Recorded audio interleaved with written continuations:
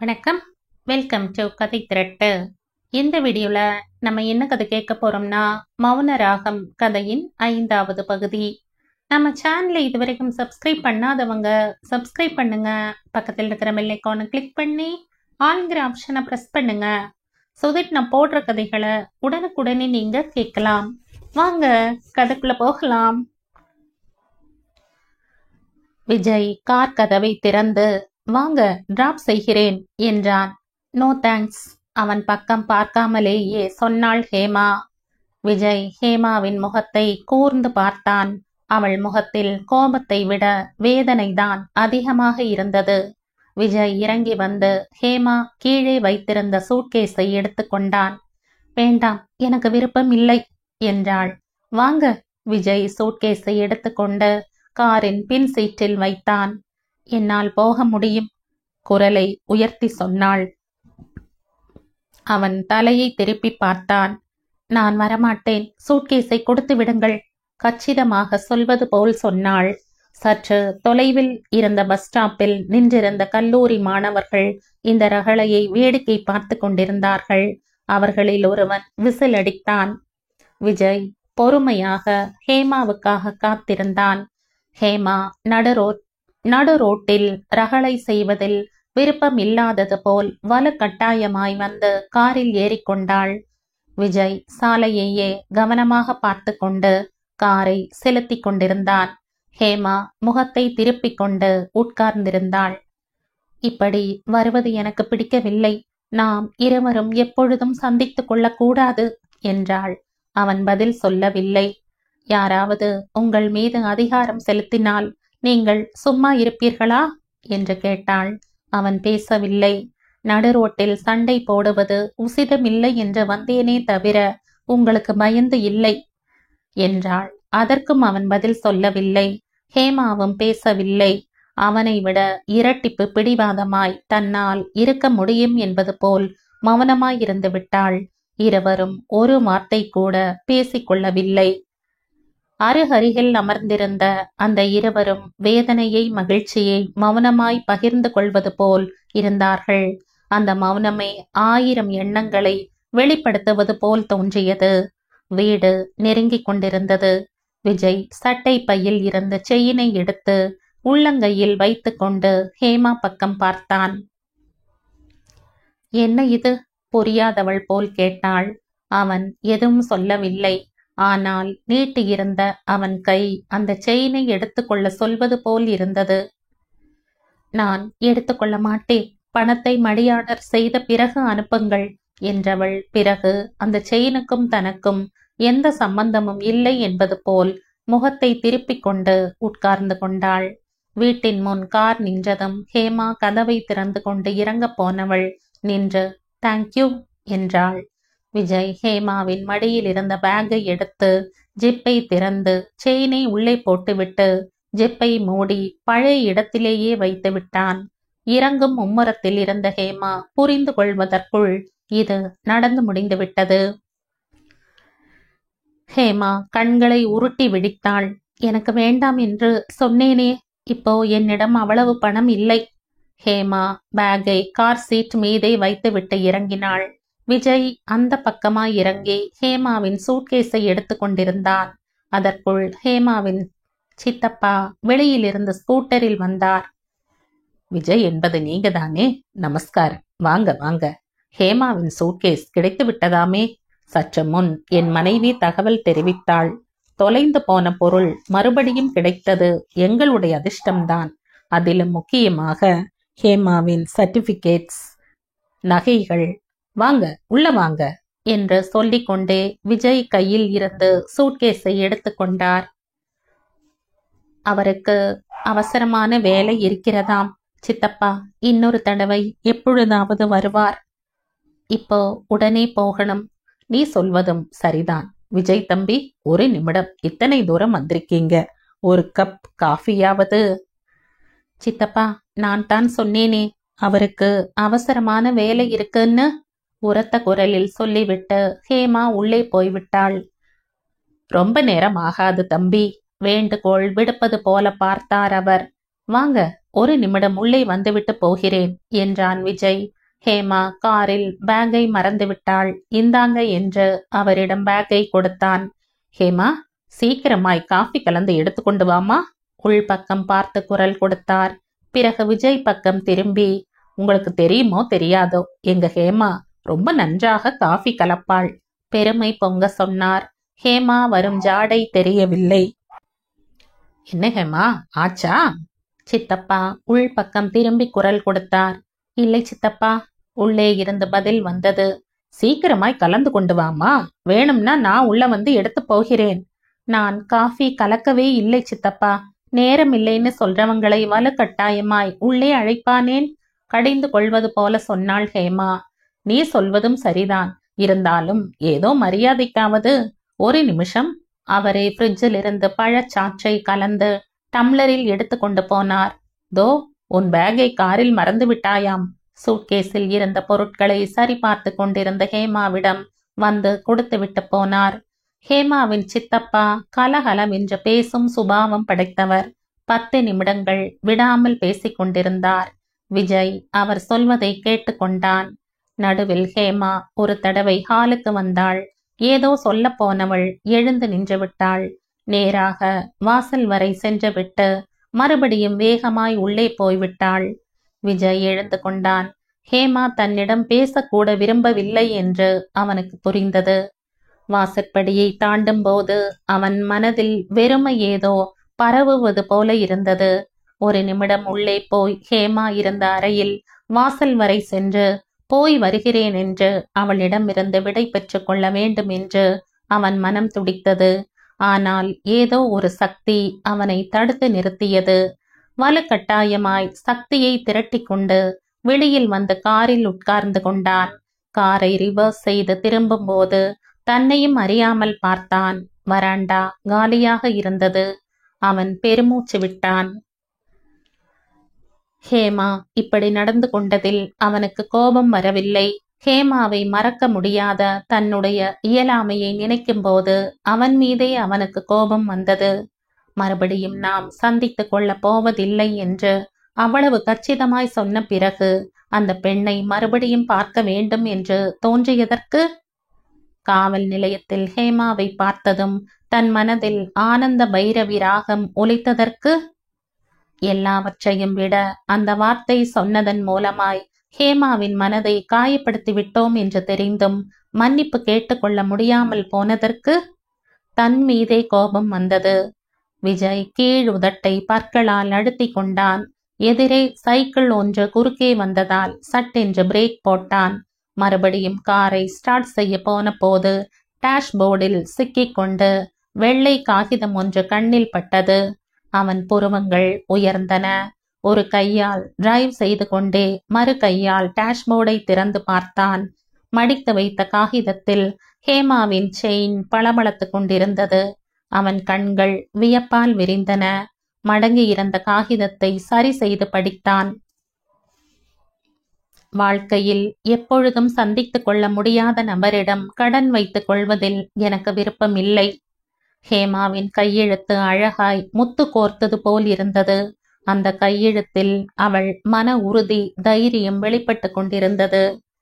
அவன் மனதை சூழ்ந்திருந்த ஏமாற்றங்கள் சிதறி போகத் தொடங்கின. ஹேமாவை மறுபடியும் பார்க்க முடியும். அந்த வாய்ப்பு முழுவதுமாக அற்று போய்விடவில்லை. விஜய் செயினையும் கடிதத்தையும் பையில் வைத்து கொண்டான்.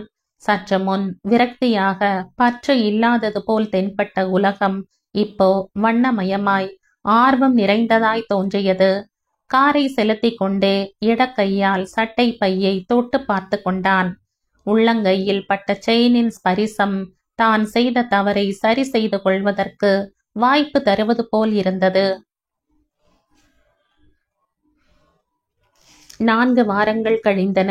விஜய் ஹேமாவை பற்றி நினைக்கவில்லை. ஆனால் ராதிகா ஹேமாவை பற்றி கடிதங்களில் அடிக்கடி எழுதி கொண்டுதான் இருந்தாள். விஜயின் பெட்டியில் ஹேமாவின் செயின் அப்படியே இருந்தது. ஹேமா பணத்தை அனுப்பவும் இல்லை.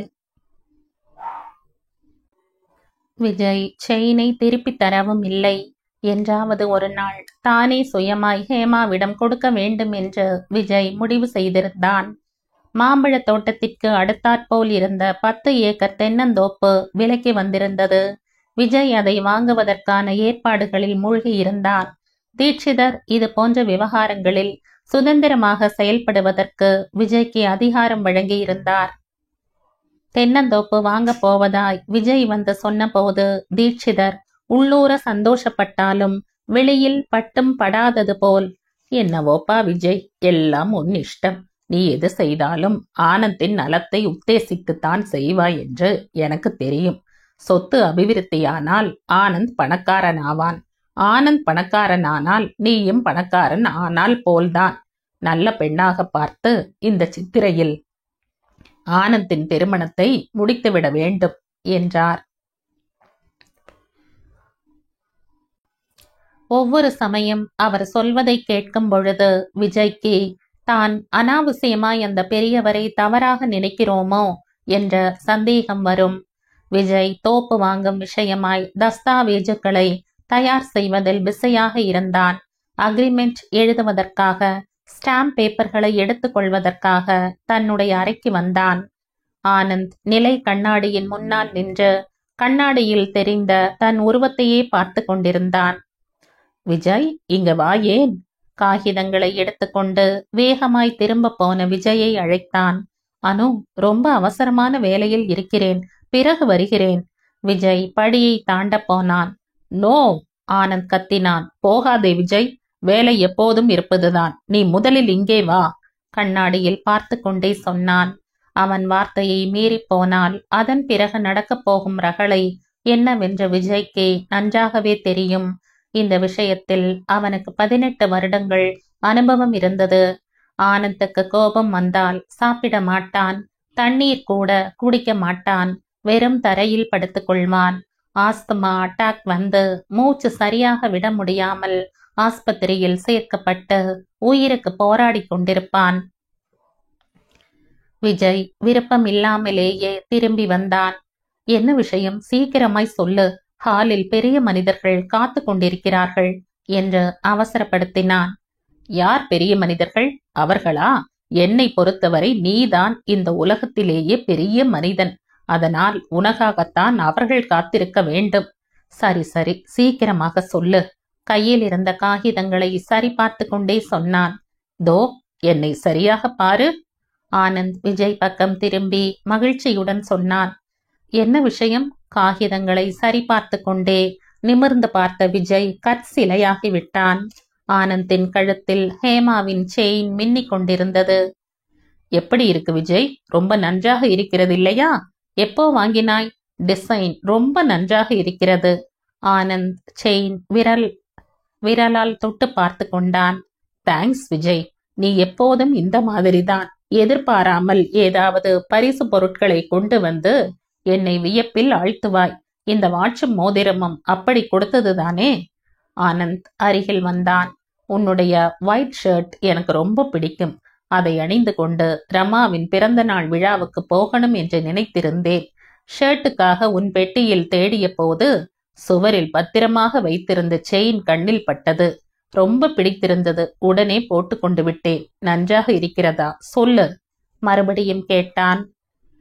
அனு, அந்த செயின் வேறு ஒருத்தருடையது என்றும் அதை எடுத்து மறுபடியும் உள்ளே வைத்து விடு என்றும் ஆனந்திடம் விஜய் சொல்ல போனான். அதற்குள் ஆனந்தின் நண்பர்கள் கிரி, சதீஷ் வந்துவிட்டார்கள். ஆனந்த் அவர்களை பார்த்ததும், தோ நான் தயாராகத்தான் இருக்கிறேன் என்று சொல்லிவிட்டு விஜய் பக்கம் திரும்பி, விஜய், இந்த அக்ரிமெண்ட் விவகாரத்தில் மூழ்கி வரமாட்டேன் என்று சொல்லிவிட்டாய். நண்பர்கள் எல்லோரும் பார்ட்டியில் சந்தித்துக் கொள்ளப் போகிறோம். வருகிறேன் என்று கிளம்பினான். வாசற்படியை தாண்ட போன ஆனந்த் திரும்பி விஜய் அருகில் வந்தான்.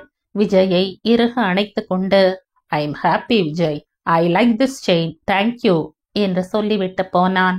ஒரு மகன் தன்னுடைய தந்தையை அணைத்துக் கொள்வது போல் ஆனந்த் தன்னை அணைத்து கொண்டது கண்டு விஜயினால் எதுவும் சொல்ல முடியவில்லை. கீழே இருந்து விஜய் என்று ஆனந்த் குரல் கொடுத்தான். திடுக்கிட்ட விஜய் பால்கனியில் வந்து அமர்ந்தான். டாப்லெஸ் ஜீப்பில் டிரைவிங் சீட்டில் அமர்ந்து கொண்டிருந்த ஆனந்த் விஜயை பார்த்து கையை உயர்த்தி அசைத்தான். வெயில் பட்டு அவன் கழுத்தில் இருந்த செயின் மின்னியது. விஜய் மூளை கலங்கியவனைப் போல பார்த்து கொண்டிருந்தான். விஜய்! தீட்சிதர் கத்துவது கேட்டது. விஜய் காகிதங்களை எடுத்துக்கொண்டு கீழே ஓடினான். தோப்பின் விலையில் 15,000 குறைக்க வேண்டும் என்று தீட்சிதர் சொன்னதால் பேச்சுவார்த்தைகள் ரொம்ப நேரம் நீடித்தன. அக்ரிமெண்ட் முடியும் போது இரவு 9 மணியாகிவிட்டது. வேலை முடிந்த பிறகு எல்லோரும் கிளம்பி போனார்கள். தீட்சிதர் இரவில் பலகாரத்தை சாப்பிட்டுவிட்டு சீக்கிரமாய் உறங்கி விடுவார். ஆனந்த் வீட்டுக்கு வரப்போவதாக போன் செய்தான். விஜய் காத்திருந்தான். இரவு 11 மணியாகிவிட்டது. ஊர் முழுவதும் உறக்கத்தில் ஆழ்ந்திருந்தது. ஆனந்த் போன் செய்து ரொம்ப நேரமாகிவிட்டது. விஜய் ஹாலில் நடை பயின்று கொண்டிருந்தான். கிளம்புவதற்கு தாமதமானால் ஆனந்த் மறுபடியும் போன் செய்வானோ? விஜய் மனதில் பலவிதமான எண்ணங்கள் தோன்றி மறைந்து கொண்டிருந்தன. ஆனந்தும் தன் வயதை ஒத்தவன்தான். அவனுடைய நல்லது கெட்டதை அவனே பார்த்து கொள்ள முடியும் என்று தனக்குத்தானே தைரியம் சொல்லிக் கொள்ள நினைத்தான் விஜய். இப்பொழுதும் அதே நினைப்புதான். ஆனால் மனதில் வேண்டாத யோசனைகளை கடல் அலைகளைப் போல் கொந்தளித்து கொண்டிருந்தன. நிசப்தம் நிறைந்த அந்த நேரத்தில் மாட்டு வண்டி ஏதோ வருவது போல் சத்தம் கேட்டது. விஜய் வராண்டாவின் விளக்கை போட்டுவிட்டு பால்கனிக்கு வந்து எட்டி பார்த்தான். இரட்டை மாட்டு வண்டி ஒன்று ஆனந்தின் ஜீப்பை இழுத்து கொண்டு வந்து கொண்டிருந்தது. விஜய் கிடுகிடுவென்று படி இறங்கி வந்தான்.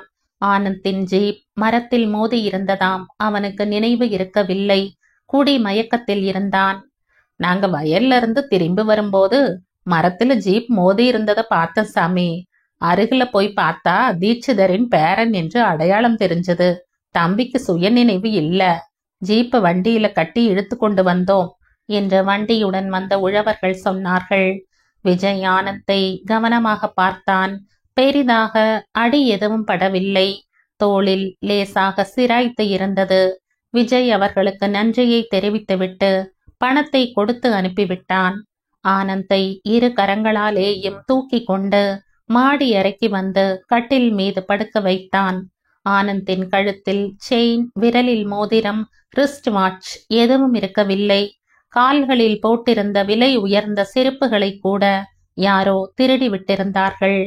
விஜய் கற்சிலையாக அப்படியே நின்றுவிட்டான். மாலை வேளை, இருள் கவிழும் நேரம். வேணுகோபால சுவாமி ஆலயத்தில் மாலை நேரத்து தீபாராதனை நடந்து கொண்டிருந்தது. பக்தர்கள் கோவில் பிரகாரத்தில் பிரதட்சிணம் செய்து கொண்டிருந்தார்கள். விஜய் கோவில் மண்டபத்து படிகள் மீது உட்கார்ந்திருந்தான். வெள்ளை பைஜாமா, ஜிப்பா அணிந்து கொண்டு இடக்கையை கன்னத்தில் வைத்து கொண்டு ஏதோ யோசனையில் ஆழ்ந்து போயிருந்தான். பக்தர்கள் எல்லோரும் போய்விட்டதை அவன் கவனிக்கவில்லை. என்ன விஜய் தம்பி, ரொம்ப நேரமாய் தனியா உட்கார்ந்திருக்கீங்க? இருட்டி விட்டது. மண்டபத்தில் அணைந்து போயிருந்த பித்தளை விளக்கை எடுத்து போக வந்த குருக்கள் கேட்டார். திடுக்கிட்ட விஜய் ஒன்றுமில்லை என்று சமாளித்தான். மனதில் அலை பாய்ந்து கொண்டிருந்த எண்ணங்கள் அவனை வேறு உலகிற்கு அழைத்து சென்றிருந்தன. இருட்டி கொண்டு வந்ததை அவன் உணரவில்லை. ஆனந்த் தம்பி ஊர்ல இல்லையா என்ன? இத்தனை சாவகாசமா இங்க உட்கார்ந்திருக்கீங்க? விஜயிடம் யார் பேசினாலும் ஆனந்தின் பிரஸ்தாபனை வராமல் இருக்க முடியாது. கோவில் கதவுகளை சாத்தி கொண்டு போகிறேன் என்றார் குருக்கள். விஜய் தலையை அசைத்தான். அப்படியே உட்கார்ந்திருந்தான். சட்டை பையில் இருந்து கடிதத்தை எடுத்தான். இதுவரையில் அந்த கடிதத்தை 10 தடவைகளாவது படித்திருப்பான். ராதிகா எழுதிய கடிதம் அது. டியர் விஜய், நான் பூஜா, பிரசாத் நலமாக இருக்கிறோம். நீயும் ஆனந்த் மற்றும் தாத்தா நலமாக இருப்பீர்கள் என்று நினைக்கிறேன். ஹேமா ரூபாய் 4000க்கு உன் பெயருக்கு டிடி எடுத்து அனுப்பியிருக்கிறாள். அவளுடைய செயின் உன்னிடம் இருக்கிறதாம். டிடி சேர்ந்ததும் செயினை பார்சல் செய்து அனுப்ப சொன்னாள். விசாகப்பட்டினத்தில் நர்சிங் ஹோமில் வேலையில் சேர்ந்திருக்கிறாளாம். அந்த கடிதத்தையும் இத்துடன் இணைத்திருக்கிறேன். பூஜா மனிதர்களை நன்றாக அடையாளம் கண்டுகொள்கிறாள். மாமா எப்போ வருவார் என்று கேட்கிறாள். பிரசாத் கூட உன்னிடம் இருந்த தகவல் வரவே இல்லையே என்று கேட்டுக்கொண்டிருக்கிறார். ஹைதராபாத் வந்தால் எங்களோடு 4-5 நாட்களாவது தங்கும் விதமாக நேரத்தை ஒதுக்கி கொண்டு வர வேண்டும். எல்லோரையும் கேட்டதாக சொல்லவும். உன் ராதிகா. இன்று மதியம் தபாலில் இந்த கடிதமும் ரூபாய் 4000க்கு அவன் பெயரில் டிடியும் வந்திருந்தன. கடிதத்தை படித்த பிறகு என்ன செய்வதென்று அவனுக்கு புரியவில்லை. நடந்ததை ராதிகாவுக்கு விவரமாக எழுதி புதிய செயினை வாங்கி அனுப்பி வைக்கலாம் என்று நினைத்தான். பிரசாத்துக்கு விஷயம் தெரிந்தால் ரகளை செய்வான் என்று பயந்தான். ஹேமாவின் செயின் தன் மூலமாய்த்தான் தொலைந்து விட்டது. அதற்கு பதிலாக 2 மடங்கு பணம் தர சொன்னாலும் கொடுக்க தயாராக இருந்தான். ஆனால் ஹேமா, அவனுக்கு ஏனோ தயக்கமாக இருந்தது. ஹேமா இதை எப்படி எடுத்துக்கொள்வாளோ? பெருமூச்சு ஒன்று அவனையும் அறியாமலேயே வெளியில் வந்தது. ராதிகாவுக்கு கடிதம் எழுதி வேறு செயினை வாங்கி அனுப்புவதை விட தானே சுயமாய் நேரில் சென்று விஷயத்தை சொல்லி செயினை கொடுத்தால் நன்றாக இருக்குமோ? விஜய்க்கு இந்த விஷயம் தர்ம சங்கடமாயிருந்தது. ஹேமாவுக்கே கடிதம் எழுதிவிடலாம் என்ற நினைப்பு வந்தாலும் சாத்தியப்படாது என்று தோன்றியது. அன்று கொஞ்சம் கூட தயங்காமல் நாம் மறுபடியும் சந்தித்துக் கொள்ளப் போவதில்லை என்று சொல்லிவிட்டான். தன்னுடைய கடினமான வார்த்தைகள் ஹேமாவின் மனதை எந்த அளவுக்கு காயப்படுத்தியிருக்கும் என்று அவனால் உணர முடிந்தது. ஹேமாவை சந்தித்துத்தான் ஆக வேண்டும். அடுத்த வாரம் விசாகப்பட்டினத்தில் ஆனந்தின் நண்பன் மோகனின் திருமணம் நடைபெறப் போகிறது. கல்யாண பெண் ராதிகாவுக்கு தூரத்து உறவாக வேண்டும். ஹேமாவும் விசாகப்பட்டினத்தில் தான் இருக்கிறாள். ஆனால் அந்த திருமணத்துக்கு போவதற்கு ஆனந்த் சுமூகமாய் இல்லை. என்ன இருக்கு, இந்த திருமணங்களில் எல்லாம் ஒரே மாதிரிதான் இருக்கும். பட்டு புடவைகள், நகைகளை அணிந்து கொண்டு பெண்கள் தங்களுடைய ஸ்டேட்டஸை பறைசாற்றிக் கொள்வார்கள். உங்க பையன் என்ன செய்கிறான், பெண் என்ன செய்கிறாள் என்று கதைக்கு உதவாத பேச்சுகள், விலைவாசி உயர்வை பற்றி அங்கலாய்த்து கொள்வது. எங்க காலத்தில் இப்படி இல்லை என்று வாய் வலிக்க அந்த காலத்து பெருமைகளை பீற்றிக் கொள்வது, வயிறு முட்ட 3 வேளையும் சாப்பிடுவது, இதுதானே? அனு, அப்படி சொன்னால் எப்படி? மோகன் உன்னை வர சொல்லி எத்தனை முறை சொல்லி இருக்கிறான்? என் சார்பில் நீ போய்விட்டு வா. நீயும் வந்தால் நன்றாக இருக்கும், விஜய் நயமாக சொன்னான். கல்லூரியில் படிக்கும் நாட்களில் மோகனும் ஆனந்தும் நெருங்கிய நண்பர்களாக இருந்தார்கள். மாணவர்களுக்கிடையில் நடந்த ரகளையில் மோகன் ஆனந்துக்கு உறுதுணையாக இருந்திருக்கிறான். திருமணத்திற்கு போகவில்லை என்றால் மோகன் ரொம்ப வருத்தப்படுவான். சில விஷயங்கள் ஆனந்த் மனதில் விழாது. விழுந்தாலும் பொருட்படுத்த மாட்டான். அவன் எப்போதும் மனதிற்கு மகிழ்ச்சி தரும் விஷயங்களையே விரும்புவான். முடிந்த வரையில் எங்கேயாவது வெளியூர்களுக்கு போய்கொண்டே இருப்பான். கை நிறைய பணம், நண்பர்களின் எண்ணிக்கைக்கும் குறைவில்லை. நீச்சல் அடிப்பது என்றால் ஆனந்துக்கு ரொம்ப விருப்பம். கார் ரேஸ் எங்கே நடந்தாலும் பார்க்க போய்விடுவான். எதிராளியை எவ்வளவு சீக்கிரமாய் நண்பனாக்கி கொண்டு விடுவானோ அதே அளவுக்கு சீக்கிரமாய் சண்டை போட்டுக்கொண்டு எதிரியாகி விடுவான். அவனுக்கு மகிழ்ச்சி ஏற்பட்டால் வெள்ளமாய் பெருக்கெடுத்து ஓடும். கோபம் வந்தால் எரிமலையை போல் வெடிக்கும். துக்கம் வந்தால் நிலநடுக்கம் வந்தது போல் நிலை தடுமாறுவான். விஜய் ஒருவனால் தான் ஆனந்தின் போக்கை கட்டுப்படுத்தி நிலைமையை சீர்படுத்த முடியும். சில விஷயங்கள் ஆனந்துக்கு புரியாது. விஜய் சொன்னால் தவிர ஏற்றுக்கொள்ள மாட்டான். மோகன் திருமணத்திற்கு ஆனந்த் போனால் தான் நன்றாக இருக்கும் என்று விஜய் வற்புறுத்தி சொன்னதில் ஆனந்த் ஒப்புக்கொண்டான். ஓகே, போகிறேன், ஆனால் நீயும் என்னுடன் வரவேண்டும் என்றான். நான் எப்படியும் வரப்போகிறேன். அங்கே ராஜலட்சுமி மேடம் இருக்கிறாள். அவங்களை ஒரு தடவை சந்தித்து பேச வேண்டும் என்றான் விஜய். ராஜலட்சுமி என்றால் பேங்க் மேனேஜராக இங்கே வேலை பார்த்தார்களே, நம் மில்களுக்கு லோன் வாங்கி தந்தாளே அவங்கதானே? ஆமாம் என்பது போல் தலையை அசைத்தான் விஜய். இப்போ வைசாக் பிரான்ச்சில் மேனேஜராக இருக்கிறாள். ஒரு தடவை அவங்களை சந்தித்து லோன் விஷயமாக என்ன அட்வைஸ் தருவாள் என்று கேட்டுக்கொள்கிறேன். அவங்கதான் வேறு ஊருக்கு மாற்றலாகி போய்விட்டாளே. பரவாயில்லை, எங்கே லோன் அப்ளை செய்ய வேண்டும் என்று அறிவுரை கேட்டுக்கொள்கிறேன். அவங்களுக்கு உன்னிடம் அபிமானம் அதிகம் இல்லையா? நன்றாக இருக்கு நீ சொல்வது. அன்புடன் பழகியவர்களை எல்லாம் இப்படி சொன்னால் எப்படி? ஆனந்த் விஜய்க்கு எதிரே இருந்த நாற்காலியில் அமர்ந்து கொண்டான். விஜய் தஸ்தாவேஜுக்களை படித்துக் கொண்டிருந்தான். விஜய், ஆனந்த் சீரியஸாக அழைத்தான். என்ன? ஒரு தடவை தலையை உயர்த்தி என் பக்கம் பாரு. செய்து கொண்டிருந்த வேலையை நிறுத்திவிட்டு விஜய் ஆனந்த் பக்கம் பார்த்தான். லோன் வாங்குவது, தவணைகள் கட்டுவது, மறுபடியும் கவலைப்படுவது, இதற்கு முடிவே இல்லையா? எதுக்கு இத்தனை பணம்? என்ன செய்து கொள்ளப் போகிறாய்? நாளைக்கே உனக்கு திருமணமாகி 4 குழந்தைகள் பிறந்தால் நமக்கு பணம் நிறைய தேவைப்படும் இல்லையா? விஜய் பொன்முறுவலுடன் சொன்னான். நான்சென்ஸ்! நான் திருமணமே செய்து கொள்ளப் போவதில்லை என்று ஏற்கனவே உன்னிடம் சொல்லி இருக்கிறேன். தாத்தா உனக்காக பெண்ணை தேடிக்கொண்டிருக்கிறார். இந்த சித்திரையில் உன்னுடைய திருமணத்தை முடிக்க வேண்டும் என்று விரும்புகிறார். அவ்வளவு விருப்பம் இருந்தால் அவரையே திருமணம் செய்து கொள்ள சொல்லு. எனக்கு இப்போ திருமணம் தேவையில்லை. ஆனந்த் மறுப்பது போல் தோளை குலுக்கினான். பெரியவங்களை அப்படி சொல்லலாமா? தப்பு இல்லையா? அவர்தான் நம்மை விட அதிகமாய் தவறுகளை செய்கிறார். அவரை சொன்னால் எந்த தவறும் இல்லை. ஆனந்த், அனாவசியமாக வாதம் புரிய வேண்டாம். திருமணம் என்பது ஒவ்வொரு மனிதனுக்கும் வாழ்க்கையில் ரொம்ப முக்கியம். விஜய் நயமாக சொன்னான். அப்படியா? ரொம்ப கவனமாய் கேட்டுக்கொள்வது போல் முகத்தை சீரியஸாக வைத்து கொண்டான் ஆனந்த். அனு, இந்த சித்திரையில் உன் திருமணம் முடிந்துவிட வேண்டும். தாத்தாவும் நானும் நல்ல பெண்ணாக தேடிக்கொண்டிருக்கிறோம். பெண்ணை பார்த்துவிட்டு என் தலையில் கட்டப் போகிறீர்களா? அனு, ப்ளீஸ். விஜய் சீரியஸாக பார்த்தான். ஓகே ஓகே, நீ சொன்னது என்ன? ஒவ்வொரு மனிதனுக்கும் திருமணம் ரொம்ப முக்கியம், அப்படித்தானே? ஆமாம் என்பது போல விஜய் பார்த்தான். அப்போ உடனடியாக அந்த காரியத்தை நீதான் செய்ய வேண்டும். என்னை விட நீ பெரியவன் இல்லையா? தாத்தாவிடம் சொல்கிறேன். இந்த சித்திரையில் உன் திருமணம் முடிந்தால் என்னுடைய கடமை முடிந்துவிடும். பெரிய மனிதனின் தோரணையில் ஆனந்த் சொன்னதை கேட்டு விஜய்க்கு சிரிப்பு வந்தது. சில்லியாக பேசாதே என்றான். ஆனந்த் நாற்காலியை விட்டு எழுந்து கொண்டான். அறையில் நடை பயின்று கொண்டே விஜய் பக்கம் திரும்பி, நான் சீரியஸாகத்தான் சொல்கிறேன் விஜய். உன்னை எனக்கு ரொம்ப பிடிக்கும்.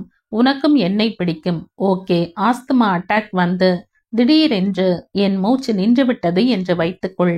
நீ தனியனாகி விடுவாய் இல்லையா? நான் உயிரோடு இருக்கும் போதே உனக்கு ஒரு நல்ல துணையை தேடித்தர வேண்டும். ஷட்டப்பனு! விஜய் கடிந்து கொண்டான். ஆனந்த் திடீரென்று விஜயின் அருகில் வந்து முழங்காலில் அமர்ந்து கொண்டு விஜய் கையை பற்றி கொண்டான். முகத்தை உயர்த்தி விஜயின் கண்களுக்குள் ஆழமாய் பார்த்து கொண்டே, போகட்டும், ஒரு வேலை செய்வோமா என்றான். என்ன? நாம் இருவரும் நமக்கு தகுந்த பெண்ணிற்காக தேடுவோம். யாருக்கு முதலில் கிடைக்கிறாளோ அவளுடன் நிச்சயதார்த்தம் மட்டும் முடிப்போம். 2வது ஆளுக்கு தகுந்த பெண் கிடைக்கும் வரையில் காத்திருப்போம். கிடைத்ததும் 2 திருமணங்களையும் ஒன்றாக முடிப்போம். என்ன சொல்கிறாய்? இந்த விஷயத்தை இத்துடன் 10 தடவை சொல்லிவிட்டாய். ஆனால் ஒரு தடவை கூட நீ பதில் சொல்லவில்லை. அதையும் மறந்து விடாதே. எனக்கு வேலை இருக்கு. விஜய் எழுந்து கொள்ள போனான்.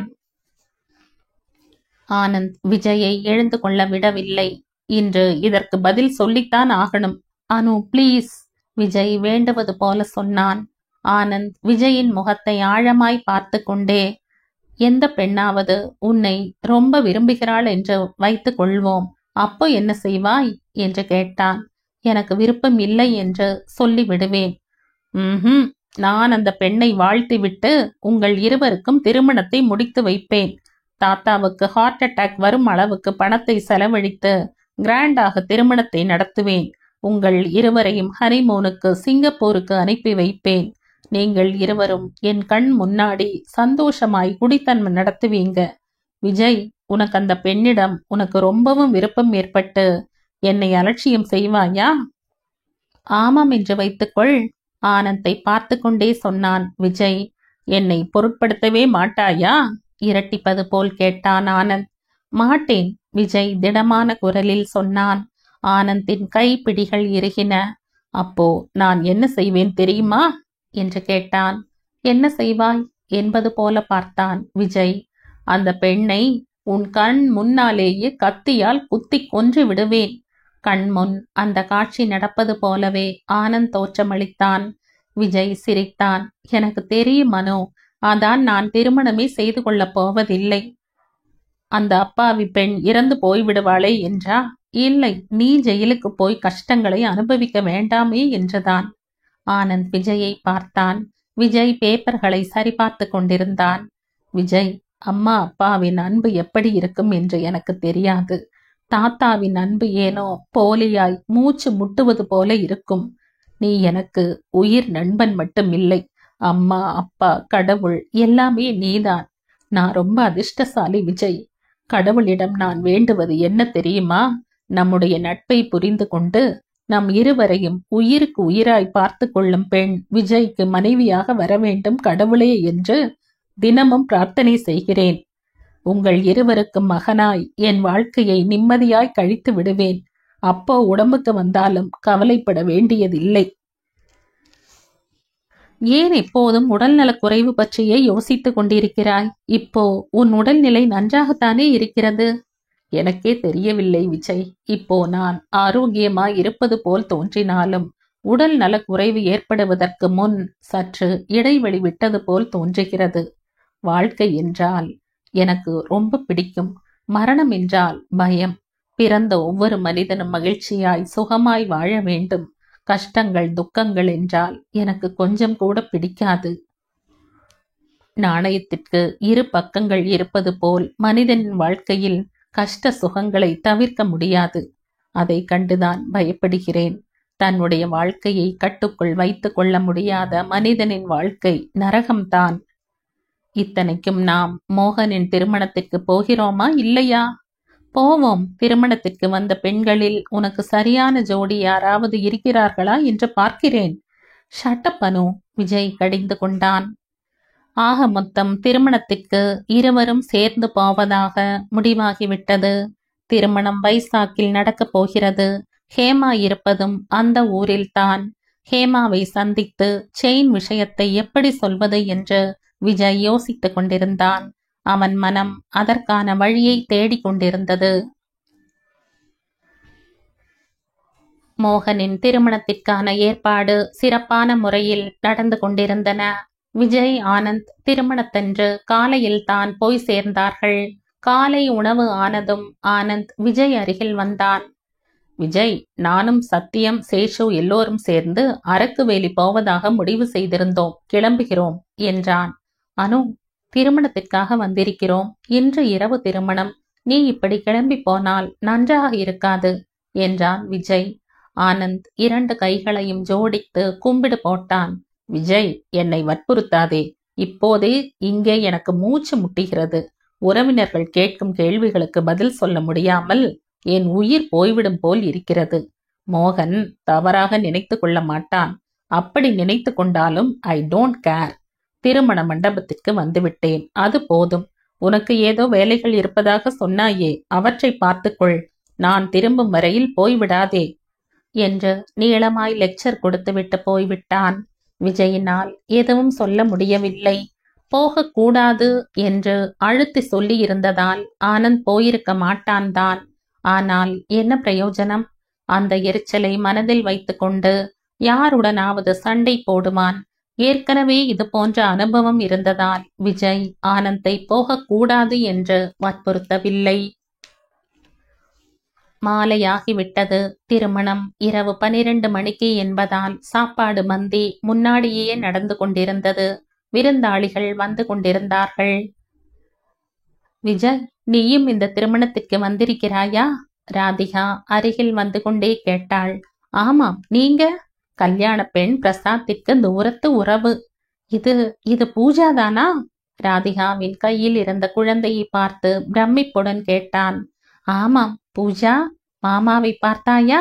ராதிகா பூஜாவை விஜயிடம் கொடுத்தாள். பிரசாத் அருகில் வந்தான். என்ன விஜய், உன் உடல் மட்டும்தான் கண்ணுக்கு தெரிகிறது, உயிர் எங்கே என்று கேட்டான். ஆனந்த் அரக்கு வேலைக்கு போயிருக்கிறான். ஹலோ ராதிகா. ஹேமா அருகில் வந்தாள். ஹலோ ஹேமா, எப்படி இருக்கீங்க? பிரசாத் குசலம் விசாரித்தான். ஹேமா விஜயை பார்க்காதது போல் இருந்து விட்டாள். விஜய் புன்முறுவலுடன் ஹேமாவிடம் பேச நினைத்து மறுபடியும் நின்று விட்டான். தோ பூஜா. ராதிகா மகளை காண்பித்தாள். பூஜாவா? நன்றாக வளர்ந்து விட்டாள். ஹேமா மகிழ்ச்சியுடன் பார்த்தாள். ராதிகா விஜய் கையில் இருந்து பூஜாவை எடுத்துக்கொண்டு ஹேமாவிடம் கொடுத்தாள். நீங்க மாப்பிள்ளை சார்பில் வந்தீங்களா இல்லை பெண்ணின் சார்பிலா? பிரசாத் ஹேமாவிடம் கேட்டான். பெண்ணின் தந்தை, அம்மாவின் கொலீக், ஹேமா சொன்னாள். எங்கள் வீட்டுக்கு அவசியம் நீங்கள் வர வேண்டும். கட்டாயம் என்றாள் ராதிகா. அதற்குள் யாருடனோ பேசிக்கொண்டு அந்த பக்கமாய் நடந்து போய்க் கொண்டிருந்த நடுத்தர வயது கடந்த மாதுவை கவனித்த விஜய் பிரசாத்திடம் 1 நிமிடம் என்று சொல்லிவிட்டு அவள் அருகில் சென்று, வணக்கம் மேடம் என்றான். அந்த மாது அவனை பார்த்ததும், விஜய் நீயா? நலமாக இருக்கிறாயா என்று கேட்டாள். நன்றாக இருக்கிறேன் மேடம். தாத்தா எப்படி இருக்கிறார்? நலமாக இருக்கிறார். ஆனந்த்? அவனும் ஓகே. என்ன விசேஷம்? புதிதாக நிலம் ஏதாவது வாங்கினீர்களா? சமீபத்தில் தென்னந்தோப்பு வாங்கி இருக்கிறோம். நானே உங்களிடம் வந்து பேச வேண்டும் என்று இருந்தேன். இவர்கள் என்னுடைய நண்பர்கள் பிரசாத், ராதிகா.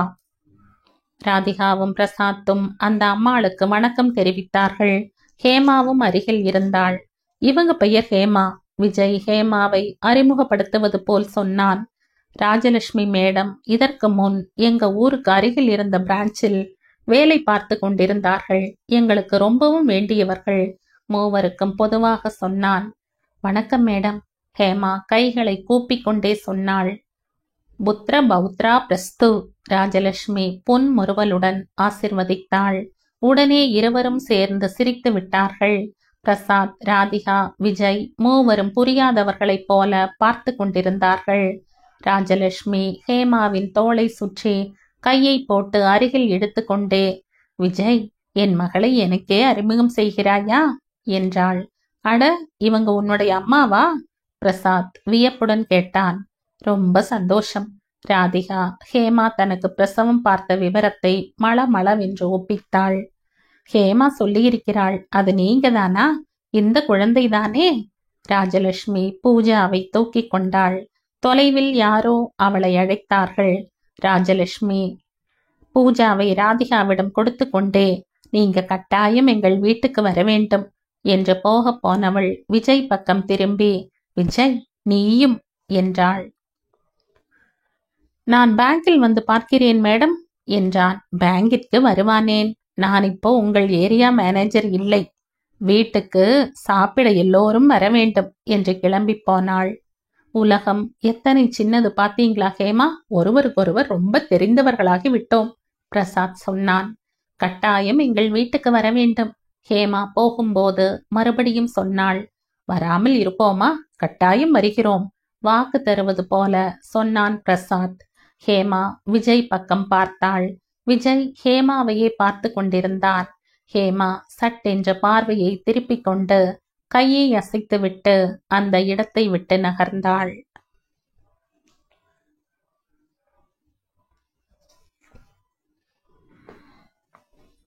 இந்த கதையின் தொடர்ச்சியை அடுத்த பதிவில் கேட்கலாம். நன்றி.